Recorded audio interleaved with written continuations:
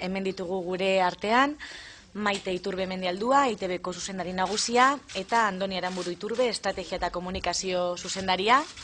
Batzordeak eskatutako agerraldia, azal dezan, zein dan EITBko erredakzio kontseiluak zuzendariak, editoriak eta arloburuak hautatzeko eta izendatzeko duen prozedura. Eskaerak Elkarrekin Podemosek egindakoa denez, lehenengo eta behin Arana Andereak dauka hitza. Bai, egunon denoi, eskerrik asko Iturbe Anderea etortzeagatik. El pasado 8 de marzo, en el marco del debate sobre una PNL sobre la neutralidad de los servicios informativos de EITB, un parlamentario del PNV afirmó que los responsables de informativos son elegidos por el Consejo de Redacción y no por la dirección. Esta afirmación sobre el procedimiento de nombramientos fue desmentida al día siguiente por el Consejo de Redacción de una forma clara y rotunda.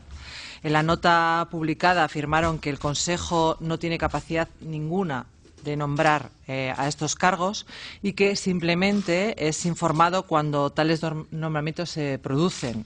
En este sentido, nos parecía necesario que usted viniera y tuviera la oportunidad de aclarar esta aparente contradicción entre las palabras del parlamentario del PNV y lo afirmado por el Consejo de Redacción. Nos gustaría, por tanto, que explique cuál es exactamente ese procedimiento que su dirección utiliza a la hora de nombrar a las personas directoras, jefas de área y editoras, y si las manifestaciones a las que me he referido eran o no correctas. Eskerrik asko. Eskerrik asko, eta galdera hauei erantzuteko, esan bezala hemen ditugu gure artean Maite Iturbe Mendialdua eta Andoni Aranburu Iturbe. Ondo etorriak gure batzordera eta beste barik zuena daitza. Legebiltzarkide jaun Andreok, azalduko dut jarraian zein den EITBek zuzendaritza taldea eta erantzunkizun karguak eta bereziki albistegi zerbitzuei loturikoak hautatzeko eta izendatzeko jarraitu duen prozedura. Galderak egin eta azalpen argien bidez erantzungo ditut. Lehenengo galdera. Zer ezartzen du EITBren legeak EITBko organigramari dagokionez? EITBren legearen 16. artikuloko 2. puntuak dio: serán funciones del director o directora general proponer para su aprobación por el Consejo de Administración el organigrama del ente público y sus sociedades. Zuzendari nagusiak proposatu beharko du erakunde publikoko eta bere sozietateetako organigrama administrazio kontseiluak onar dezan. EITBko eta bere sozietateetako egungo organigrama 2013ko uztailaren 23ko saioan onartu zuen administrazio kontseiluak. 36. artikuluan lehenengoko puntuan dio honako hau dio: el organigrama del ente público, así como sus modificaciones, deberá ser informado con carácter preceptivo por el Consejo de Administración, cuya decisión tendrá carácter vinculante para el director general.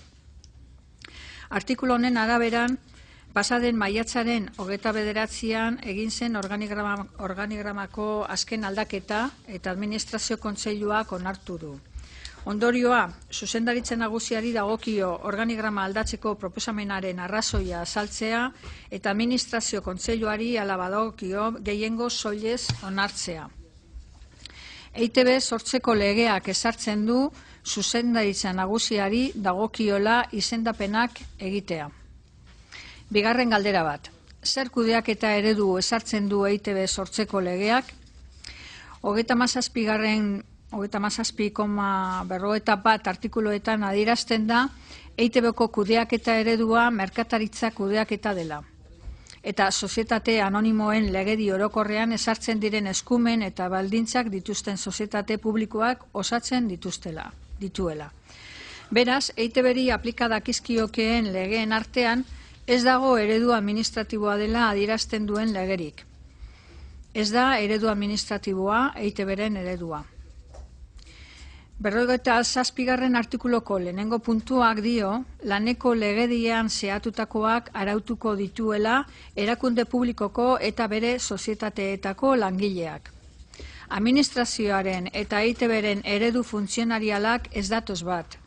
EITBen ez dago funtzionariorik.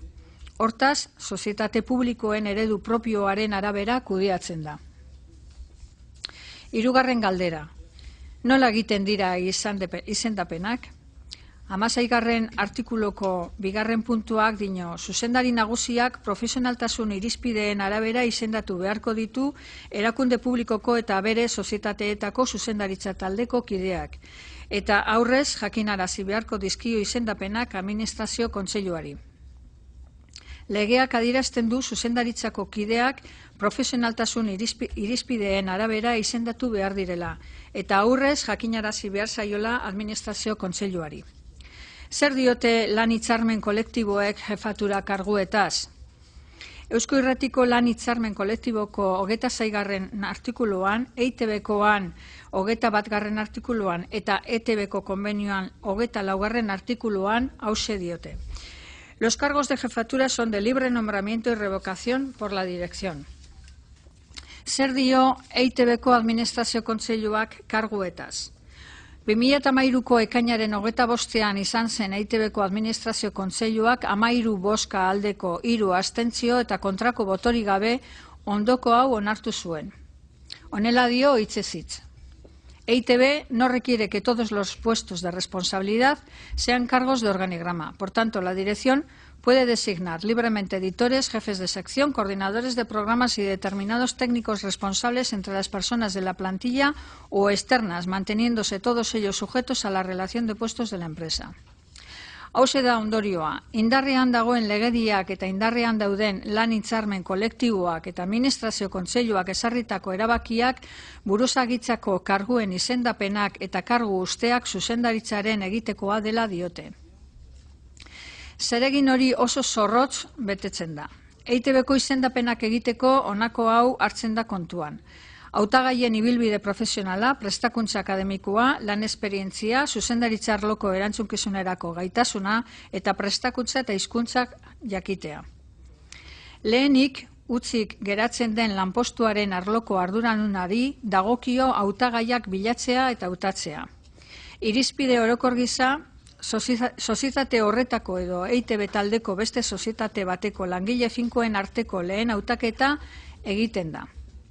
Hori egiteko ardura, zuzendaritza bera dauka eta telebistako, irratiko edo interneteko zuzendaritzek parte hartzen dute, baita giza baliabideetako zuzendaritzak ere.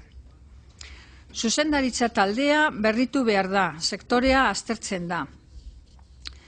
Gaur egungo ETB-ko zuzendariak eta ETB bateko zuzendari ordeak ibilbide profesional luzea dute euskal ikus-entzunezkoen sektorean. Sozietateen barruan profil egokia ez badago kanpoan egin daiteke hautaketa. Giza baliabideetako zuzendaria eta lan kontratazioetarako zuzendari juridikoa dira duela gutxi egin diren izendapenen beste adibide batzuk. Bi hautaketa horiek deialdi publiko baten bidez egin ziren. Langileak hautatzeko enpresa batek kudeatu zituen deialdiak. Zuzendaritza nagusiari dagokio izendapena egitea. 16. artikuluaren arabera, zuzendaritza nagusiak administrazio kontseiluari jakinarazi behar dio izendapena. Eta hautaketa egiteko erabildiren profesionaltasun irizpideak azaldu behar dizkio. Baita organigramako zer kargu beteko duen eta hala badagokio karguan nork utzi duen ere. Administrazio kontseiluak izendapenaren berri jakin ondoren kontratu baten bidez formalizatzen da. Beste galdera bat. Zer berezitasun dute albistegi zerbitzuek? Hasteko gogoraziko dut albistegi zerbitzuetan izendapen azkekoak direla organigramako karguak eta editore eta atalburu karguak. Lehenik, utzik geratzen den lanpostuaren arloko arduradunari dagokio hautagaiak bilatzea eta hautatzea. Irizpide orokor gisa, EITB-ko langileak bilatu eta aztertzen dira. Zeregin hori arlo horretako arduradunak eta dagokion zuzendaritzak egiten du, bai telebistan, irratian edo interneten. Eta behar izanez gero, giza baliabideetako zuzendaritzaren laguntza daukate. Kargu bat hartuz gero, erabakiak hartzeko ardura izan behar da, bai eta taldeak koordinatzeko eta zuzentzeko gogoa eta konpromisoa ere. Ezarritako helburuak lortzeko ahalik eta ahalegin handiena egiteko. Lagun askok eskertzen dute konfiantza, baina erantzunkizunari uko egiten diote. Beraz, karguak hautatzea ez da zeregin erraza zuzendaritzarentzat. Prestatuta eta motibatuta dauden pertsonak behar dira, gogoa dutenak. Badago nork dioen erredaktore batzuk kargua hartzera derrigortu behar direla. Gure ustez, lidergo erantzunkizunak hartzen dituztenek ilusioa, gogoa eta zailtasuna gainditzeko nahia izan behar dute. Hori da, hain zuzen, edozein zuzendaritza talde profesionalek behar duena. Askotan, karguak ez dira onartzen, eta esan digutenaren arabera, bi arrazoi nagusi daude horretarako. Pizgar ekonomikoa ez dela nahikoa, eta ordutegia eta lanbaldintzak ez dituztela aldatu nahi, eta beren zenideak horietara ohituta daudelako. 2013 urtetik behin, EITB-nen erredakzio estatutua onartu eta erredakzio kontseilua izendatu ondoren, albistegi zerbitzuen zuzendaritzarako araudi osagarri bat dago. Erredakzio estatutuak izendapen inguruko artikulu bereziak ditu. 75. artikuluak dio, administrazio kontseilua jakitun jarri aurretik, zuzendaritzak dagokion erredakzio kontseiluari jakinaraziko dio modu konfidentzialean, albistegi zerbitzuetarako zuzendaria edo burua izendatzeko proposamena. 76. artikulua. Erredakzio kontseiluak 7 eguneko epea du proposamenari buruz txosten ez loteslea emateko. Txostenak dioena izendapenari buruzko informazioarekin batera zabalduko da. 77. artikuluak. Txosten hori egiteko erredakzio kontseiluak kontsulta bat antola dezake izendapenak zuzenean eragiten dien profesionalen artean. Izendapen horretarako proposaturiko pertsonak bere proiektuaren, gidalerroen eta antolaketaren berri emateko eskubidea du. Kontsulta ez da loteslea izango. 78. artikulua. Izendapen berriaren kontra erroldaren 3 aurka agertuko balira, zuzendaritzak erredakzio kontseiluarekin batera aztertuko luke iritzi hori. Zuzendaritzak gainera erredakzio kontseiluaren iritzia erantziko dio EITB-ko administrazio kontseiluarentzat prestatu beharreko informazioari. 79. artikulua. Era berean, administrazio kontseilua jakitun jarri aurretik, zuzendaritzak dagokion erredakzio kontseiluari jakinaraziko dio modu konfidentzialean arduradun editorialak izendatzeko proposamena. Beraz, ondorioztatzen da erredakzio kontseiluak iritzi eskubidea eta erredakzio estatutuan araututako sistema dituela albistegi zerbitzuetako zuzendaritza, zuzendari ordetza edo buruzagitzako edota editore izateko izendapen bati kontra egiteko eskubidea dirazi ahal izateko. Erredakzio kontseiluari entzuteko eskubidea 2012. urtean arautu zen, eta 2013. urteko lehen hiruhilekotik erabili izan da. Izan ere, orduan osatu zen EITB-ko lehen erredakzio kontseilua. Nire aurretik egon ziren zuzendaritza nagusiek ez zuten izan erredakzioaren gaineko kontrol hori.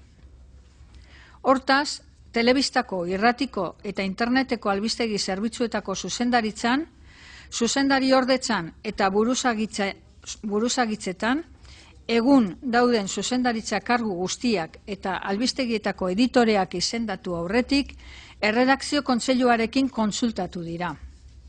Adirazi nahi dizuet orain arte ez dela inolako izendapen proposamenen aurka egin. Honekin bukatuko dut. Podemosek igorritako idatzian gaurko agerraldia eragin duena, eskatzen zitzaidan ETB-ko erredakzio kontseiluak, zuzendariak, editoreak eta arloetako buruak hautatzeko eta izendatzeko duen prozedura zein den azaltzeko. Idatzi egin duenak bi realitate oso desberdin nahazten ditu formulazio horretan. Zuzendaritza nagusiak, jakina, albistegi zerbitzuetako zuzendaritza eta arduradunak hautatu eta izendatzen ditu, baina ez erredakzio kontseiluak. Kazetariek 2 urteko agindurako aukeratzen dute erredakzio kontseilua, ezkutuko bozketa bidez. informazioko profesionalen eskubideak eta eginbeharrak eta kazetaritzako printzipio deontologikoak errespetatzen direla zaintzeaz arduratuko den ordezkaritza organo bat izateko. Bukatzera noa.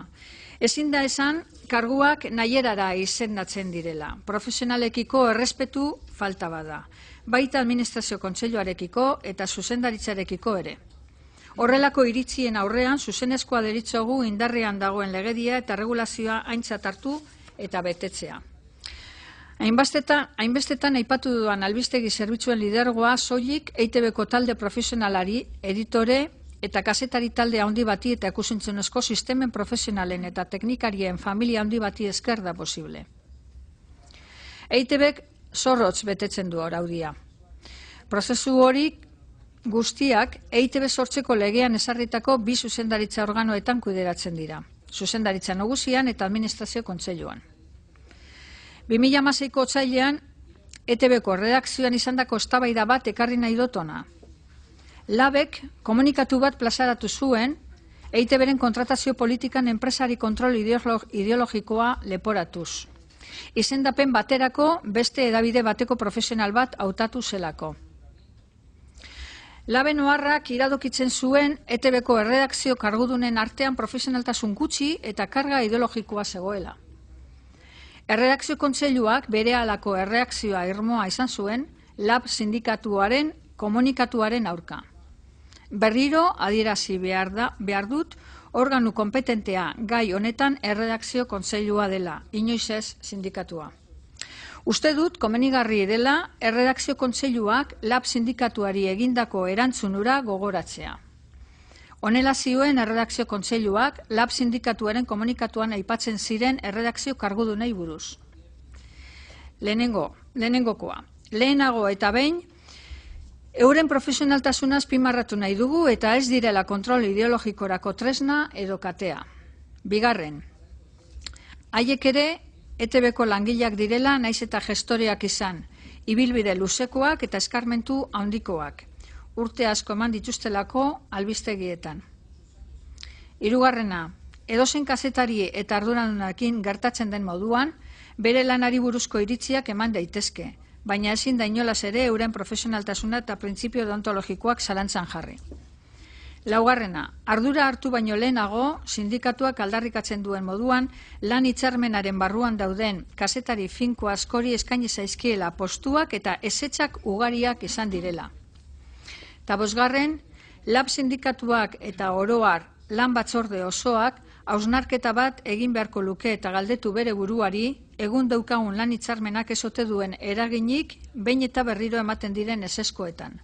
Eta hala balitz, dagokion moduan hitzarmena egokitu eta gaurkotu. Ondo asko ageri da irakurri dudan erredakzio kontseiluaren oharrean organu honek Lab sindikatuari eskatzen diona. Ez dadila sartu sindikatua erredakzio kontseiluari dagozkion gaietan, errespeta dezala redakzioko arduradunen profesionaltasuna ibilbidea eta lanean duten eskarmentua eta langile askok egiten diotela uko kazetaritzako arduradun postuei eta horretan egunko lan hitzarmenak eragina izan dezakela. Arduradun karguak eta zuzendaritzako postua profesionaltasun irizpideen arabera izendatzen dira beti. Esan bezala, zuzendaritzako kideei dedikazioa, taldenana eta helburuekiko konpromisoa eskatzen zaizkie. Borondatea, konpromisoa, lanerako kemena eta giza ekipoak lideratzea espero da eurengandik. Eskerrik asko.